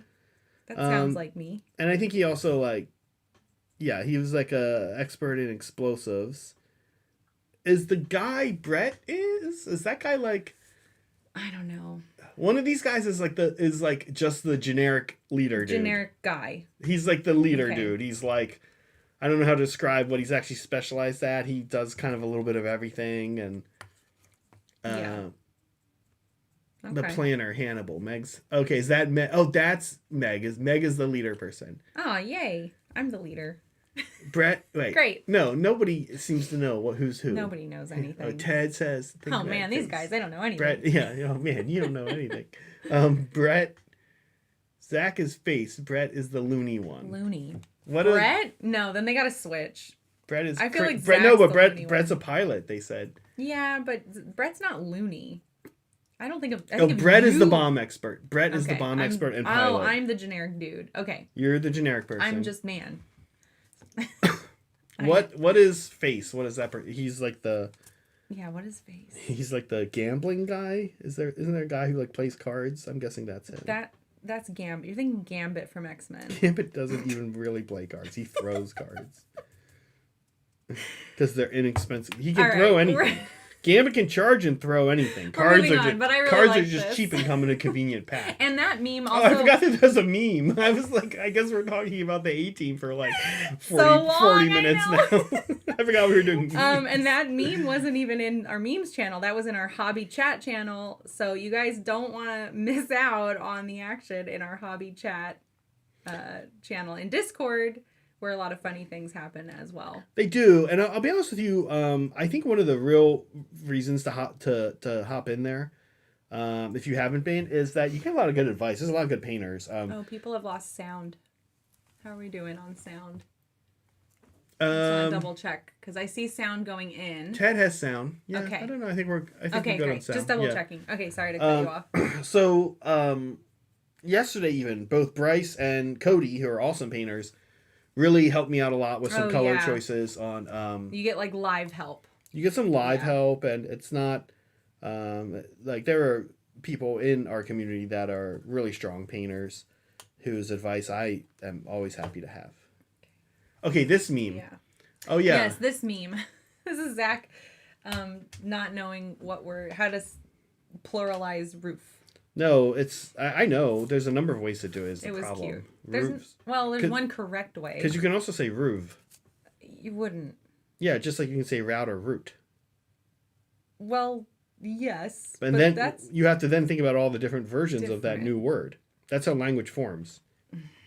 Boy, this guy. I mean, that's why there's Spanish and Italian and French, right? They're all like the same, but it changes a little bit. I guess if that's what you want to say is happening here. Well, I wanted to say all the different words for roof. Well, there's only one word for roof, and it's roof. No, you can say roof. You can say roof, but it's still the same word. Well, is it? It's spelled exactly the same. It's just people pronouncing it differently. Yeah, I guess so. But then also, I wanted to make sure I got all the plural versions of all the different ways you could say it. Okay. I was trying to be inclusive. Got it. You know what? That's fair. And I love important to us. My favorite type of inclusivity is when it just hampers everyday life. Devolves into chaos. When it hampers everyday life in an attempt to be inclusive. That's my favorite. So I want to say roof, and all the different ways. Roofs. And then I want to say all the plural versions. Yeah, that's fair. All right, we got one more meme. Is this a scales? Actually, that was great. I didn't notice that title, I think, right away that you gave this segment. This was from our scales stream, obviously. Mm-hmm. And I had a quiz on, whether something was a scales or not. And they were all not scales, apparently. A lot of you probably have seen Ted, who does a lot of our video editing for us, took this segment and turned it into a short. And it is now the most watched piece of content we have ever had on Hobby Collab. Yeah. So, and meanwhile, Good Ted, job, Ted and Ted. I have like routine meetings and talks where we're like trying to make sense of how Like, what does anything this mean? YouTube works. Sometimes like recently we also did a episode on basing snow, and he pulled a little tutorial out of that. And tutorials as shorts on YouTube typically do like hot garbage. Yeah, not very well. Out of nowhere, this one did Took amazing, and then like something we think is funny or interesting, Yeah. we'll get like The 100 rest of the views. world is like, you guys aren't funny. You don't Yeah. even know the first thing about being funny. Yeah. So we really don't know. Apparently, this We was really know very little That's about these algorithms. It is true, and I always submit it and Okay. continue to submit that I am saying that the people who are running them, I don't think they know very much either. Yeah, I'm pretty sure they don't. All right. I think they try a lot of different things and don't tell us that, and that's okay. You just kind of have to know that. It's something. Yeah, it is something. So anyway, Yeah. that's it, right? Those are all the memes. Yeah. That was the memes. Should I hit stop streaming? No, I didn't hit the Will button. that stop the memes? It will. Guys, don't forget to super chat us. We've got half an hour left in our show. We're going to get to some fan stuff pretty soon. So if you have anything you want to sneak in before the end of the hour. Now, these ghosts right Please do here so. that you've got up on the table, I'm going to pull them up here. Can you tell us, Meg, where they are at in the process? Sure. I'm going to zoom in here. Yeah. Look at that. How's that darkness-wise? Is it pretty visible? Yeah, it's great. Okay. So I just did the first dry brush of Ulthuan Gray over this wash of Bealton Green mix. And so here's like, I'll take an after, and here's a before.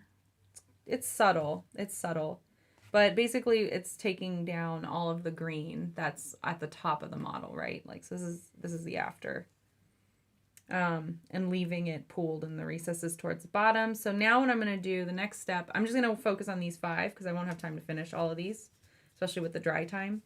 With these 5, I'm going to do the second wash, which is a mixture of 1 to 4 now. Of the instead medium of and 1 to Bealtan 6. green. Yeah. So it'll be a little more intense. Meg, could I hand you something to show our friends at home? Mm-hmm. I'd like to show a Dreadscythe Harridan who has had her hair washed blue and one who has not. Fresh. So here is the one that has had her hair washed blue. Okay. And here is one who has not yet had her hair washed blue. And you guys can see if you can kind of spot the difference. It does 2 things. I'm going to focus here. It does 2 things. It does tint it blue. So blue. But it also really smooths it Not out. blue. I don't know if you guys can see that. But it also, Hopefully. dropping a dark wash into something you I'm struggling to see it, but actually I see it. It's subtle. Yeah. It is subtle. Yeah. Now we're going to highlight up with blue too. But Yeah. yeah, it's definitely something you want to do. And when you highlight, here's the other thing that will happen. And this one you have to have a little bit of, as we say, trust the process or faith in. Because the highlights we're going to use on the hair is the Fang, which is, I'll just hold this up here real quick. Okay. Which is like this really dark blue. It's one of the Space Wolf series of colors, right? And it will then blend better, if you will, with the hair. Because the hair will have blue in it. As opposed to if the hair was just neutral. I hope that makes sense. Yeah. Yeah. Like the highlight won't be fighting against the base coat. Right. Mm-hmm.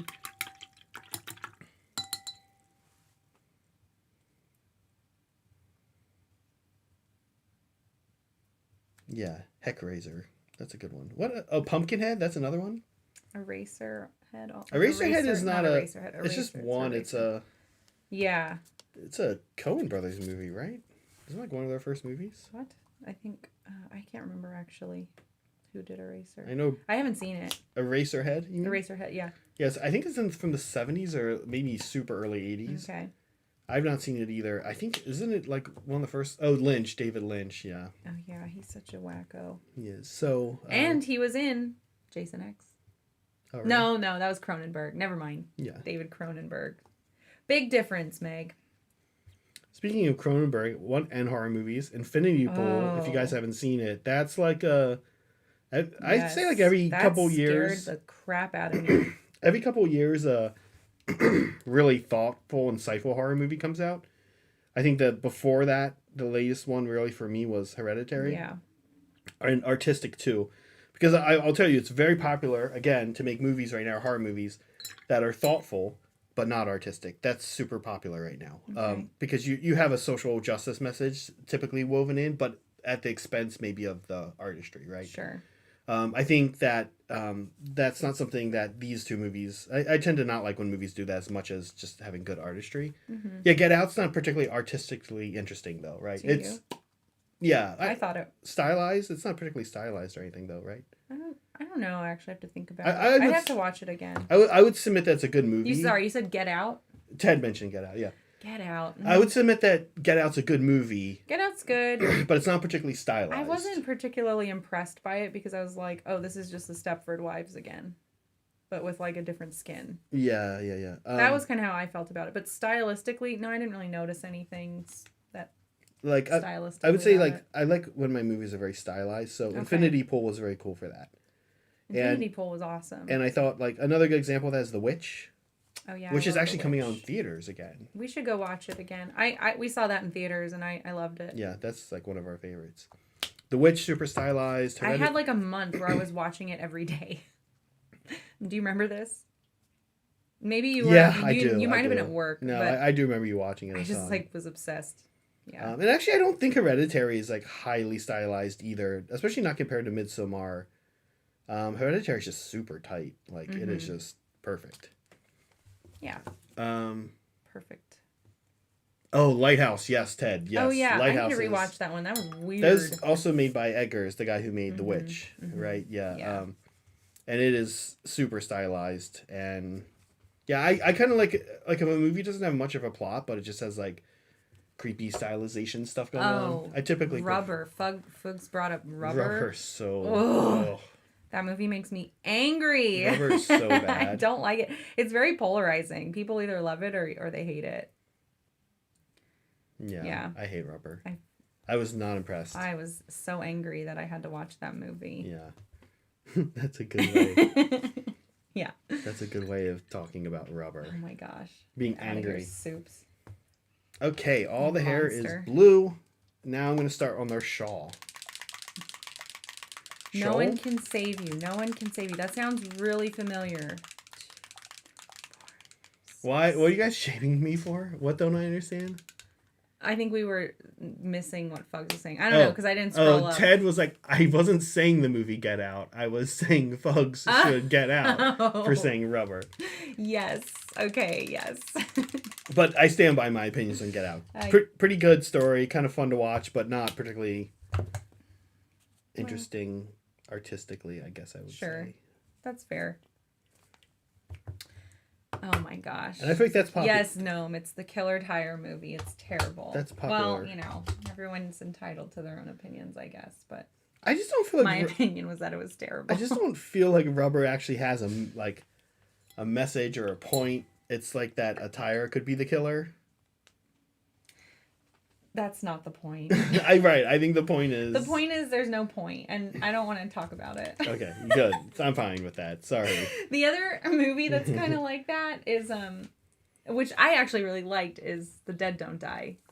You did not like The Dead Don't Die, but I thought it was funny. The Dead Don't Die has some amazing and hilarious funny parts. Like, I love Adam Driver being like, I have an affinity for Mexicans. They're my favorite people. Yeah. What a bizarre line. Chloe Savini in that is pretty funny. Good too. Yeah. Yeah, everybody's pretty She's funny such a in bad it. Cop.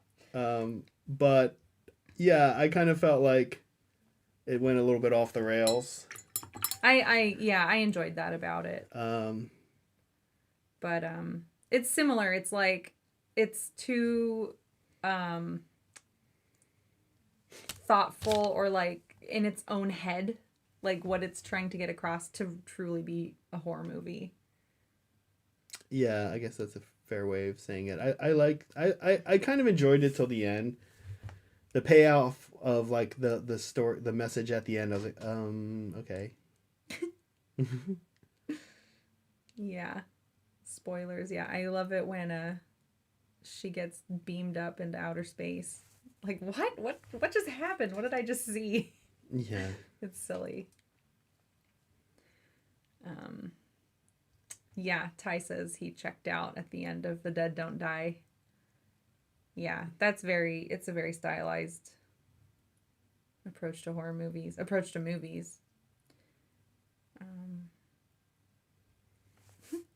Good talk. Yeah. 38. When should we do fan stuff? It is 11:38. Should we wait 5 more minutes? Sure, that's a great idea. Mandy is another movie. Yes. Ted, that has been on my list for over like a year now, at least. I don't even know what year it came out. But I need to watch that one. I hear nothing but good things about it. And I am failing myself. Oh, okay. Yeah. There's another one that had a lot of buzz. It was on Netflix. That we started to watch and thought was pretty bad. That a lot of people were like super into. The cover was like very red and black. I remember. Mm-hmm. Do you know which one I'm talking about? I can't remember what it was. Barbarian? No, it wasn't Barbarian. Barbarian was pretty. It wasn't Netflix, but Barbarian was interesting in its own way. Again, not really interesting. Not really a horror movie. Kind of. I don't know. No, I can't remember what it was, Meg. I don't remember. It's all right. Bryce also calls out Cabin in the Woods, which is a great horror satire that I feel like is not too much in its own head. No, it's good. However, Cabin in the Woods has this like weird, like, for me anyway, like not exciting to rewatch. Ooh, The Descent, Fugues, yes. I love that. You're a big fan of that one. Yeah, I love The Descent. I actually saw that twice in theaters. It's good. Good gal pal horror movie. Well, now I've done my second coat of wash on these 5, and I'm now facing the same problem where I need to wait for it to dry. Yeah. I need a fan. So I'm just gonna go back to some of these, the first batch, and do my Ultho and Gray dry brush. My first one, yeah. I have to say, This one's ready. One of the things that happened to me, folks, when I was painting these Dreadscythe Harridans, the test model yesterday, I was happy with how it came out, but I have to say this thing kind of happened where my goal for this army was really to be able to paint it very fast. Yeah. And Same here, right? Yeah. You might be okay. I'm ending up having to go in and do a lot of brush work that I was hoping to avoid. Yeah. Because eventually, I want to have 60 of these. Right. So having to do all this as many times as I'm gonna have to do it, it's pretty much just witch elves all over again.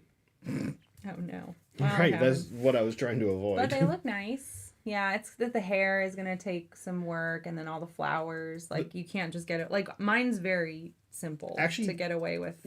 Yeah. Like an overall approach to things. It's actually, Meg. It's this right here. That's the slowdown. It's the shawl. The shawl being a different color. Yeah. Well, gotta do it. I think so. Yeah. I could have not painted the shawl a different color. But it adds so much. Yeah. Those kind of need a pop, I think. Yeah. Because they're so pretty. They're really nice models, actually. And you're going to get Lady Olinder, and you're going to let me paint her, which I'm very excited about. Because that is, like, one of my favorite models that I was never planning on buying, because, like, why would I? I'm thinking we'll see if we can coax Meg into doing a surprise stream for members on that one. We'll see. In the near future. We'll see. I do like chat.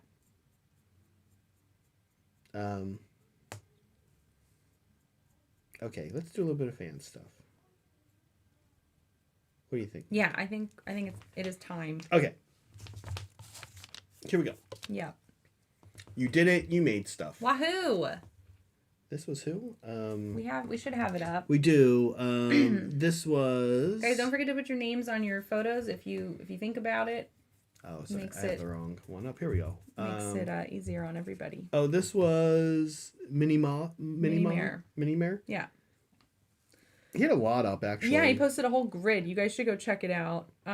We liked this one a lot. Zach said there was some kit bashing going on. I think It looks like maybe I'm maybe. wrong. Actually, I'm not Double-check. sure what goes on the Chat, front of a double check bike. for us.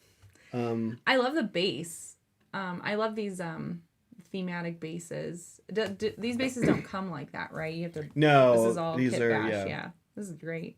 I have to say, I'm a big fan of Yes, this. all Blood Angels. Yeah, That's right. all Blood Angels. I'm a big fan of the Outrider kit, which is this kit. I love the Primaris bike. And yeah, he's done a fantastic job here. Really pretty. Yeah. So this is Go a check out the whole collection in Hobby Finished. Yeah. Yeah, there's a whole grid of content from Mini Mare. Yeah. So No kit bashing here, says Soups. that's just the actual box. Okay. Yeah. Okay. Just It's the a base. Is it? Oh, because it's the librarian box or whatever. Librarian on a bike. Chaplain bike. Chaplain. Okay. Yeah. Zach's just not familiar, and I don't- absolutely not familiar. I don't really know Space Yeah. Marine stuff that well. Yeah. But either way, we like this one a lot. I don't do like Space Marine stuff. You know. Yes, Laura, please share your knitting because I'll definitely pull that out. We need. Yeah, we've been talking about opening up some other hobby channels in the Discord for food, We'll see. pets, and other. I think would be fun. We're still growing. It's we're trying to just figure out what makes sense, like where to siphon people off and when to do that. Right now, we're pretty small. And, Yeah. Anyway, this is Haley's Red Comets collection. I was like, ooh, that's smart. Of Kingdom And Death you get stuff. you get all your stuff in one post. Yeah. But yeah, all this Kingdom Death stuff from this year, which, as you guys know, we are newly obsessed with. Mm-hmm. Yeah. And so I definitely wanted to showcase it. You guys have probably seen a couple of these already. I know we saw this girl in her with her water resin base a couple of streams ago, but I love showing off these Kingdom Deaths. They're great. Thank you for contributing these. It's nice to see stuff outside of Games Workshop. Yeah. Always. Yeah. Yeah. It's just a great collection of work. This, this is Liberty Fires, right? Yeah. Yeah. Yeah, this is looking great. Liberty Fires is on this like food kick and has been posting a lot of food pictures, and so I was like, oh, good, Liberty is still painting. Yeah. I love the flames here. That was my favorite part. I love non-red flames. Yeah. And I am still kind of struggling to like get it right. I know I redid them on my corpse cart, and then I saw this and I was like, well, I need to do mine over again. Yeah. These are great. Yours look good though, Meg. Mine's all right, but I really like Liberty Fire's fire. You have you is it the color that you like or I like how vibrant the green is. And then it's a nice job of like using blue towards the base to yours make are the green purple, and, right? Yeah, make the green and yellow pop. Yeah, mine are purple. It's a little different, but I just really like how that was done here. And he did snow bases. Yeah, he did. They look good. Yeah, this is looking good. He's been plugging away at this army. I'm excited to see. I have to say though, I am excited to see Liberty Fire start working on. I know he has some Soul Blight, so I'm excited to see him start working on them. Not that I don't want to see like this collection go gangbusters. It's fun, but it is fun to see when you start seeing people getting good, getting like improving as painters. Mm-hmm. Then I want to see Nice. them go paint something else. You know. Because like you're excited to see what they're working on. Right. Yeah. Right. All right, thank you, Liberty, as always. Timbit family photo. I wanted to showcase the family photo. Timbit's journey has been long with this army, and we've been fortunate to get to watch it and showcase it on the channel. This is his white scars, and super nice. Mm-hmm. This guy's a crazy good painter. Yeah, Seems really fast nice too. freehand, yeah. Fast too, which is really impressive. To be this good and that fast. Yeah, he does. If you go back, if you haven't seen him, many of you in chat have, but if you haven't seen him, do a search for his name because he does like a weird swirly freehand Yeah. that doesn't feel like grim dark setting. Like it's not something you would think to do on White Scars. You'd think like a lightning bolt is like their symbol. It feels like almost like fantasy element wise, but it works in my opinion, and it's really cool. Yeah, so you'll just do a search and it'll pop up. Mm-hmm. Okay, next we've got. Oh. Chris likes to paint. Oh yeah. Look at this is beautiful. Yeah, this is I think nice. this was. Did he mention this is? No, not an older thing that he's working on, but like, just he had a few squads from this army. I don't think he did a full army, but anyways, I thought this was beautiful. I love these jetpack diorama base things. What is this? Is obviously Space Marine, right? Yeah. Yeah, they come on like these. They're so cute. Very not popular flying Oh. stands that are Right. very fragile and like it seems like they're not going to work, and I think that they often don't. Mm-hmm. So some third party, I can't remember who, everybody else knows in the world, made these like exhaust resin so that it looks like they're just it like fits in thematically and holds the model up. Pretty brilliant.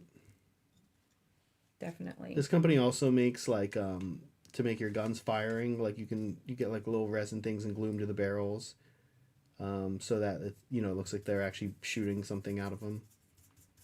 It's like action stuff, like pretty much. Super cool. Okay, last but not least, nice work on that by the way, Chris. Yes. Oh, I'm very excited to see. Nick at Night. Yeah, I'm very excited to see some steel helms getting painted. He's doing Misthaven army here, and that's really exciting. These models I'm painting right now in my hand, as excited as I am, like the 20 steel helms I have over here in a box are like still needing to get painted. So that's what I say when I say I wasn't ready to start a Nighthaunt army yet. It's just spooky season caught up to us. But Nick, these look great. I'm excited to see what else you're painting. Are you doing dark elves? Are you doing a lot of humans? I'm sure you have the box, so I know you'll be doing everything in the box, especially the really good stuff like the Alchemite Warforger. Maybe you already painted the Alchemite Warforger, actually. I feel like I saw one recently somewhere, other than the one I did. Yeah, this looks great. I'm really excited to paint the shields. Oh, and you did the shield that way. So that is like I'm guessing you're doing Dark Elves, because I feel like you oriented the shield. Did you orient the shield upside down to kind of make it look like a Dark Elf thing? Because that's how the Daughters of Cain's shields kind of are. This was Nick's test model, by the way. I never do test models. I'm just like, I'm going to go with it. It depends, and see what happens. And just go with the results. I need to do test models. I need to get into that more. It really depends. I did one for these ladies, but I don't always either. And I certainly tend to not do it with the airbrush. I usually know exactly what I want with the airbrush. You know what I mean? Yeah. And then I will do test. Cody saw me doing it yesterday in Hobby Hang, and he was like, "Oh, are you doing a test model to get the process down?" I was like, "Actually, that's pretty much what it is." There was one thing I wasn't sure, which is these shawls, like how they would look. But I was really, like he said, I was really kind of just wanting to go through the process of painting what it was like to paint one of them, right? That's almost more why I do a test. I typically know what I want. But it then does reveal anything that's like not going to work, or you're like, oh, am I going to do this 59 more times? Yeah. And in the case of these Dreadscythe Harridans, a lot of stuff came up that was like, hey, this is no longer a weekend project. Yeah. Yeah. I'm just adding in a couple touches of highlights with a brush. Can we take a peek at that? Yeah, because I can't Is that good TV? I'm sorry to keep interrupting you. No, you're fine. I can't actually finish these because they're still wet. Like, just timing-wise, I didn't think about that. Oh, but you can see. But that's okay. Like, you can get the difference. You can see where they're going, yeah. Yeah. So this has... I started to put the last dry brush on this, but it's still wet, so I had to stop. And this one, I haven't done the last step at all yet. I do want to get the base on this. I'll do it on this one, just, I'll come back and dry brush later. Okay. But I kind of want to see what it looks like finished. So I'm going to do that really quick. So we have at least one finished one Yeah, that's nice. for the Instagram. Likewise, I will probably be a few days before I get one finished one. Especially with the base I have planned. Because I need to make those for these models. But I will also be sure to post this up, and you'll be seeing it during Spooky Month for sure. Heck yeah. I'm actually planning on, I don't know, I gotta organize my life, Meg. Oh. I have to make a call on if I want to, like, by the end of this month, have a Nighthaunt army or a Cities of Sigmar That's army. the part of your life that needs... Yeah, I mean, yeah. That's not so bad. I mean, I guess it's probably going to be Nighthaunt because spooky content for the month. Cities of Sigmar just aren't that spooky. They're not spooky at all. No one wants to see that right now. Okay. So I've got one base. Let me get the fluff. Because like I said earlier in the stream, oops, sorry. The bases are going to be fluff. Okay, I'm going to pull to look like fog. back a little bit here on the Zoom. Yeah. While we watch you do some fluff. Some stuff with fluff. Yeah. So some fluff stuff. Plenty. Now, how'd you get here? How did I get here? Yeah, so I just have fluff. And then did an airbrush of, again, the Bealton green. And I had started mixing it with the medium, but I didn't really need to, so I stopped using the medium and just went straight to the green. I'm gonna get some glue because I need some. Because that's how things get adhered to other things. Stick. And let's see. Kind of forgot to prep this. Prep the glue part. Prep, like, get my supplies and stuff. Yeah, because I want to use tweezers for this because it looks cooler. Let's see. It looks cooler when you use tweezers. Yeah, exactly. Like the sponge painting people where they use tweezers. Just need to blow on this a few times so it can dry. Yeah. We haven't really had this pop up yet. This is kind of a common... This was a lesson that Brett and I had learned over at Hobby Titans, was like what will have to sit and dry. And I think I had forgotten about that because you and I have kind of been organizing things. We don't really do that all the time. Like, yeah, we've been organizing things a little more like logistically sound, I think, to be honest with you. Learned a lot from over there, and we haven't had this pop up yet. And I didn't even think when you were doing it, I was like, I just wasn't thinking. Same. I didn't. But It's I was fine. Like, oh, these are going to be very wet models. Yeah, it's an easy enough paint scheme though, like, which is nice. And I think we demoed that on the stream. Like, it's a very easy paint scheme to accomplish with minimal paints and minimal tools. So as long as that got across, I'm happy. But anyways, yeah, I'm gonna start like sticking this fog on the base. Oh man, no, now I'm getting black paint on it. Megan, you failure. Okay, let me try some other. Try not to fail on camera, Megan. I'll try not to. That's what happens when you rush things, right? Mm-hmm. I'm gonna pull this apart into smaller pieces. But it's kind of good to see this because if anybody else wanted to try this, they can learn from my mistakes. Which is, you know, let the paint dry. That's number one. And then, see, I'm getting black paint all over it. I'm just going to stuff it in here. Oh, look, it's not sticking. It's not sticking at all. All right. Let's put more glue. See how that goes. Did you water down the glue? Nah. That's probably good. Yeah, I didn't want to. Yeah, I don't think you want to. I'm gonna try wadding this up real tight, and then tweezing it in. Maybe I'll just hold it for a second. We'll see how that goes. Yeah, let's maybe exit this. Yeah, oh right, block the part that I'm actually doing. Zach.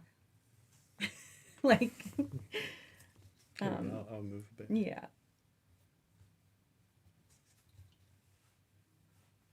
There we go. Stay in. So I'm just going to keep holding it here with the tweezers. yeah, if you guys do anything like this, don't be like me and rush it. Just let the paint dry. I'm doing that because I wanted to demo at least one base. Doing stuff on stream is funny. Like, sometimes the whole reason that we started is, one of the reasons is we think we're good at this stuff. And we know that we have a lot of fans who are equally as skilled at us or even more skilled. Definitely. But going on stream and doing it is funny because often in addition to that, you're adding this other element where it's even making it harder for yourself. And then you're displaying that to everybody. Right. And it's like, wow, this person's actually not good at that at all. And this person. I don't think that's what's happening here. I think I'm just rushing things. No, I know, of course not. but sure, that's fair. The imagery, right, of like being like, oh, okay, and you're often learning right on stream too. Yes, that is very true. And so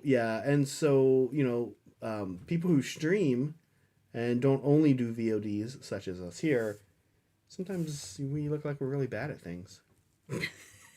Oh my gosh.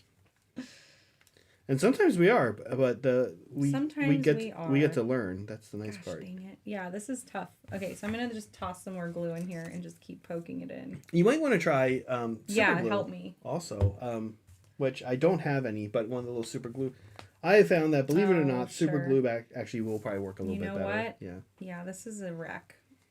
That's a good idea. Gosh dang it. I thought maybe it would work. Mm-hmm.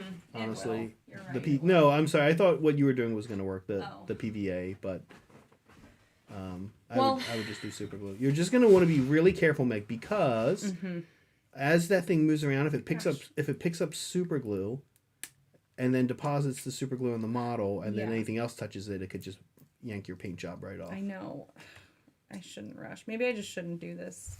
Maybe it's not on stream TV. Well, it is noon. It is time to end the stream. It is time to end. But I'm kind of bummed that I couldn't get the base going. Well, you guys will know where to see a finished version. I'm going to keep trying. A finished version of the product because for sure Meg will post it in the Discord.